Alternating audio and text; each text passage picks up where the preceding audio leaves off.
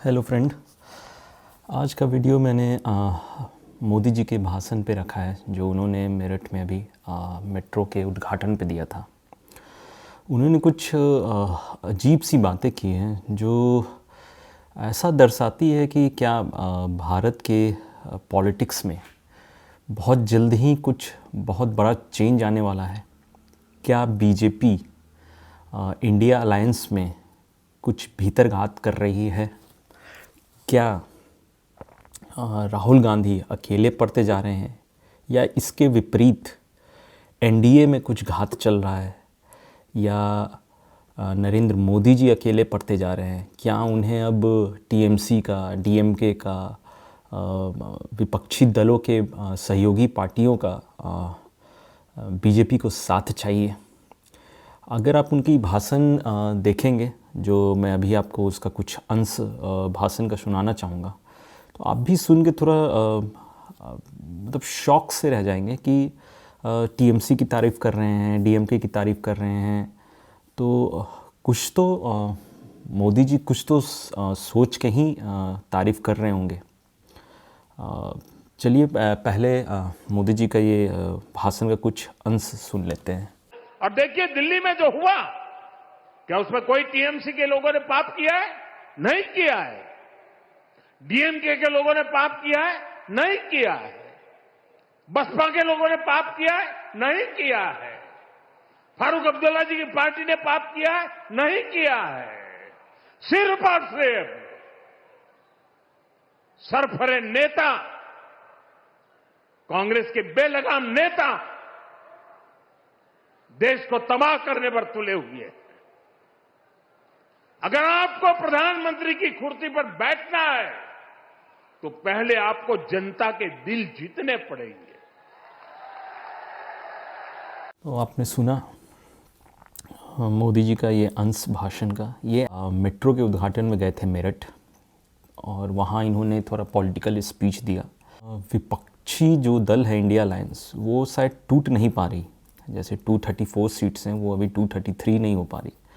भले भीतरघाते टीएमसी, आप India alliance के वैसे सहयोगी अब नहीं हैं, लेकिन स्टिल वो अपोजिशन में हैं और बीजेपी के भी अगेंस्ट हैं। और यहाँ टीएमसी, डीएमके, इन लोग का एक तरह से मतलब मोदी जी की बड़ाई करना थोड़ा सुनने में अजीब सा लग रहा है, क्योंकि अभी वेस्ट बंगाल का इलेक्शन भी होने वाला है 1 महीने में। अगर आप देखेंगे तो 1-1.5 महीने में वेस्ट बंगाल का इलेक्शन है, जहाँ विपक्ष में जो बड़ी पार्टी है वो टीएमसी है, और बीजेपी की लड़ाई वहाँ ममता बनर्जी जी से है। और यहाँ नरेंद्र मोदी जी ममता बनर्जी की पार्टी की तारीफ़ कर रहे हैं।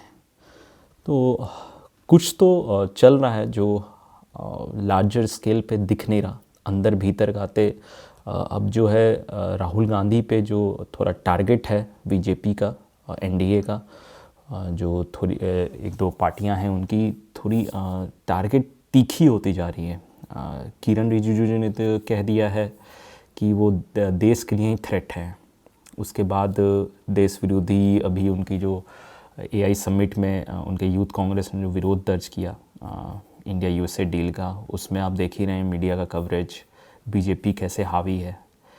तो कुछ तो ऐसा हो रहा है जो शायद नरेंद्र मोदी जी को भी लग रहा है कि बीजेपी की सरकार क्या 2029 तक नहीं चलने वाली। कुछ भीतरघात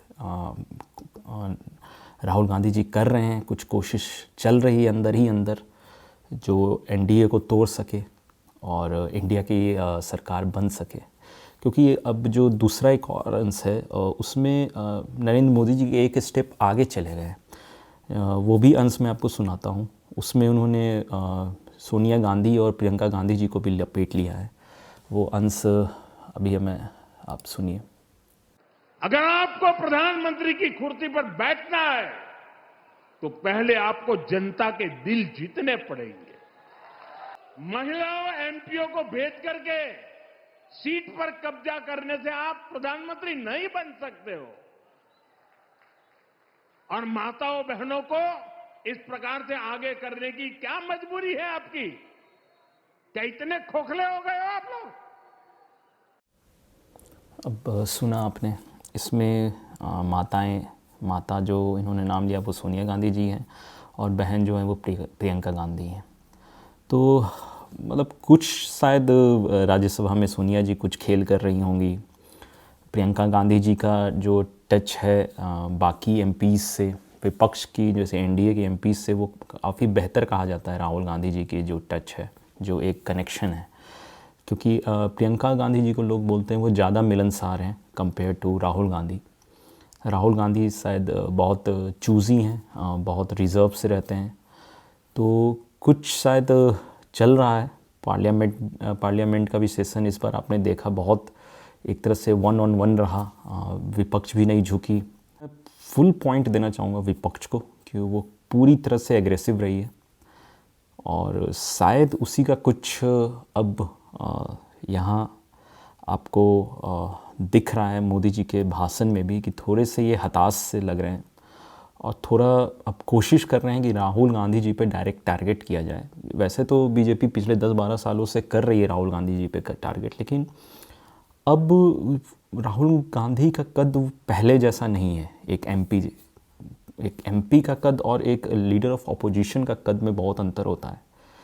और राहुल गांधी जी इंग्लिश और हिंदी दोनों में बातें करते हैं। इंग्लिश वो इसलिए बोलते हैं कि फॉरेन मीडिया तक वो कवरेज जाए। तो काफ़ी रीच जो है अब राहुल गांधी जी का बढ़ चुका है और उससे बीजेपी बौखलाई हुई है। तो मुझे तो यही लग रहा है कि मोदी जी नर्वस तो लग रहे हैं और एनडीए भी थोड़ी नर्वस सी लग रही है इस पार्लियामेंट का जो सेशन हुआ है उसमें। अब देखते हैं आगे क्या होता है। नमस्ते।